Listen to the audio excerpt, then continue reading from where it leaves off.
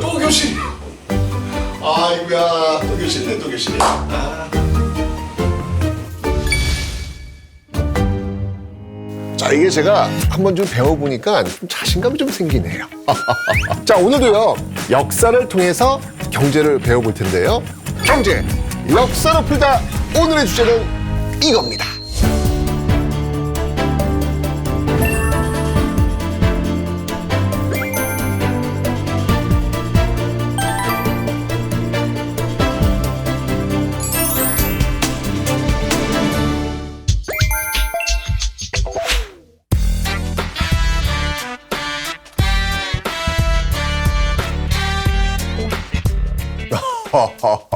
이거 아주 유명한 화폐입니다. 너무 잘하는데 이거 쉬운데. 자, 정답은 2번입니다. 이 동전의 이름은 당백전입니다. 그런데 사람들은요, 나중에 이 동전을 땡전이라고 부릅니다. 왜 그랬을까요? 자, 그럼 이제 당백전이 땡전이 된 사연 시작하겠습니다. 당백전은요, 조선 후기에 등장을 하는데 그 배경이 이렇습니다. 철종의 뒤를 이어서 고종이 왕위에 오르면서 고종의 아버지 흥선 대원군이 실질적인 권력을 잡게 되죠. 그는요, 이 왕권을 강화시키고자 아들 위해야 될 거 아니야, 아들. 그래서 힘을 막 써요. 세도 정치, 왕권 약화됐죠. 농민 봉기, 나라 어렵죠. 이런 혼란 상황이었거든요. 왕실의 권위를 회복하기 위해서 먼저 보여지는 거, 뭔가 좀 보여줘야 될 거 아니에요. 경복궁 중건 사업을 진행합니다. 그런데 이 경복궁 중건 사업이요, 돈이 억수로 많이 들어갑니다. 임진왜란때 다 불타고 아무것도 없는 무해 상태에서 만들어내야 되기 때문에 돈이 엄청 들어가는 거예요. 게다가 당시 그 서구 열강의 그 문호 개방 요구가 많아지면서 국방 정책도 강화해야 되는 상황이었습니다. 대내외적으로 아주 많은 돈이 필요했던 상황이었습니다. 돈이 필요하니까 이 재원 확보를 위해서 경복궁 중건을 명목으로 일종의 기부금인 원납전을 징수합니다. 원에서 납부하는 돈, 기부금이잖아요. 그죠?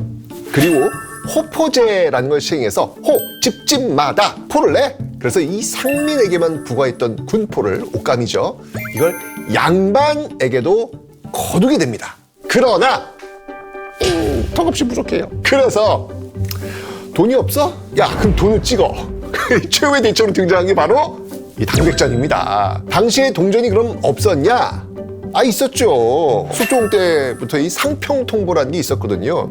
그런데요, 이 당백전은요, 상평통보에 일당 100배의 액면 가치를 가지게 됩니다. 여기서 문제가 발생해요.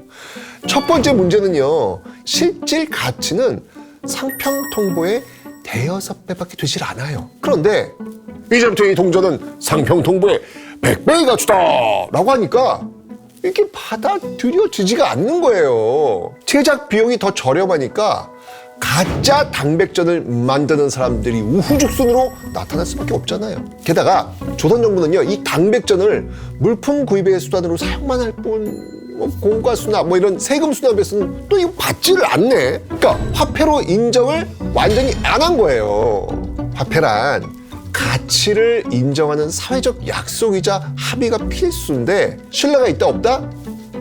점점 사라지게 되는 것이죠. 결국 시장에서는요, 상인들이 당백전 받지 않습니다.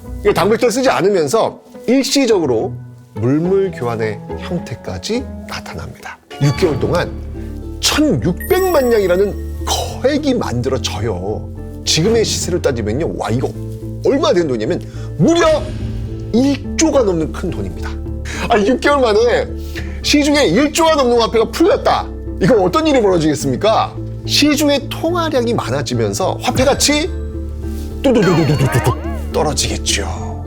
화폐 가치가 떨어지니까 당연히 물가는 쭉쭉쭉쭉쭉 치솟겠지요. 당백전 발행 1년 만에 쌀값 6배로 치솟습니다. 경복궁 중건을 위한 재료 구입비는 당백전을 활용해서 충족했을지 모르겠지만 결과적으로 조선의 화폐 질서는 무너진 거예요. 당백전의 가치 당연히 크게 쭉 하락합니다.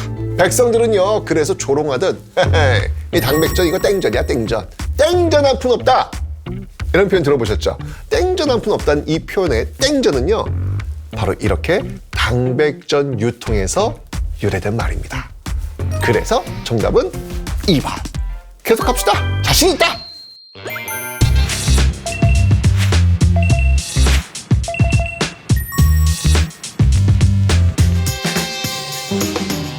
저 문제가 여기 아이패드에 있는 거죠. 먼저 이거 인플레이션에 붙은 단어에 한번 좀 주목을 해보겠습니다. 자, 수요 견인, 말 그대로 수요가 이끄는 인플레이션이란 뜻이겠죠. 수요가 많아져서 물가가 오르는 인플레이션이 곧 수요 견인 인플레이션이 되는 겁니다. 자, 그다음에 이제 비용 인상. 비용 인상은 말 그대로 비용이 올라가서 물가가 오르는 인플레이션입니다. 물가는요, 생산비, 투입 비용이 많아질 때 오르잖아요. 그러니까 생산 비용이 올라서 물가가 오르는 인플레이션을 비용 인상 인플레이션이라고 이야기하는 겁니다. 정의는 이렇게 제가 한번 연결을 해봤고요. 자, 그 다음에 이제 세 개의 사례가 나오고 있습니다. 70년대 석유 파동으로 인한 물가 상승. 1970년대 석유 파동은요, 1973년에 제4차 중동 전쟁, 1978년에 이란 혁명으로 인해 가지고 석유 공급이 부족해지면서 국제 석유 가격이 급등한 사건입니다. 우리는 석유값 올라가면 우리 힘들잖아. 자, 여기까지만 들어도 답이 나옵니다. 석유라는 원자재 가격이 급등함에 따라서 재화나 서비스 생산을 위한 비용이 인상되었을 테니까 이건 뭐다? 비용 인상 인플레이션이 되는 겁니다. 이때 실제로 이 겨울철 난방비가 올라가지고 학교에서 겨울방학이 연장되기도 했을 만큼 물가가 크게 올랐습니다. 자, 다음은요. 1950년대 미국의 군수산업 성장으로 인한 물가 상승. 1950년. 이게 무슨 일이 일어났습니까?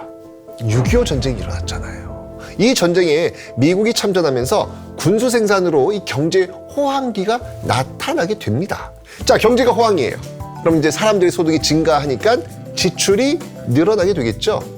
지출은 곧 수요. 뭔가 살 거 아니에요? 수요의 증가니까 물가는 오르겠죠. 자, 그러니까 당연히 정답은 수요 견인 인플레이션이 되는 겁니다. 2008년 중국, 인도의 소득 증가로 인한 물가 상승, 소득이 증가하면 당연히 지출, 수요도 증가하게 되겠죠. 개발도상국 등 경제 성장이 이루어지고 있는 나라에서는요, 인플레이션이 나타난다. 이게 자연스러운 현상으로 이해할 수도 있습니다. 실제로 경제 성장으로 호황을 누리던 1980년대 한국에서도요, 인플레이션이 나타납니다. 1991년에는요, 물가 상승률이 9.3%까지 상승했거든요. 자, 그래서 정답은 수요 견인 인플레이션입니다.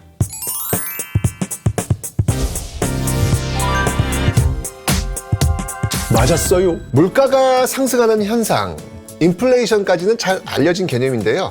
인플레이션은 이렇게 두 개의 원인, 수요의 증가에 이끌려 물가가 상승하는 수요 견인 인플레이션, 그리고 재화 서비스 생산 비용의 증가에 이끌려 물가가 상승하는 비용 인상 인플레이션이 있다는 사실, 그거 오늘 새롭게 배워가셨으면 좋겠습니다. 다양한 사례를 보셔서 아시겠지만 물가가 상승하는 건 반드시 나쁜 일만은 아니네요.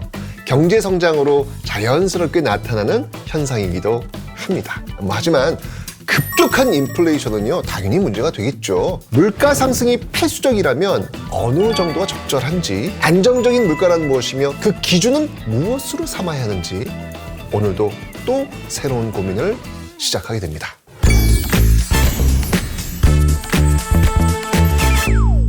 역사로 경제를 공부하다 보니까 결국 세상에 대한 고민으로 또 이게 마무리가 되는 것 같네요. 그만큼 역사와 경제 모두 우리의 일상생활과 뗄래야 뗄 수 없는 그런 개념이구나 라는 걸 다시 한번 이해를 했습니다. 역사를 아는 만큼 또 경제를 이해하기 쉬워지고요. 또 경제를 이해하면 우리에게 필요한 고민이 무엇인지 알 수 있을 겁니다. 역사를 통한 경제 공부, 오늘은 여기까지입니다.